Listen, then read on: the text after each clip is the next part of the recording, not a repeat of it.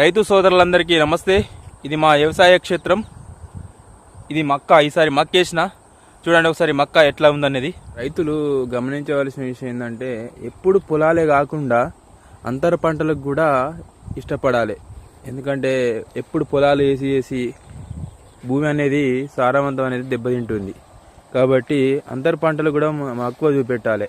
ఇట్లా పత్తి కానీ, మక్క కానీ, పసుపు కానీ, ఇంకా చాలా ఉన్నాయి అంతర పంటలు, కూరగాయలు ఇలాంటి వీటికి ఎక్కువ మక్కువ చూపెట్టినాం అనుకో, సారవంతమైన భూమి కూడా మంచిగా ఉంటుంది, పంట కూడా మనకు ఎక్కువ వస్తుంది.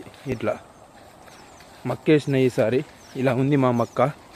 మనకు రాబడి కూడా వస్తుంది కాబట్టి నేల కూడా ఖరాబ్ కాకుండా ఉంటుంది.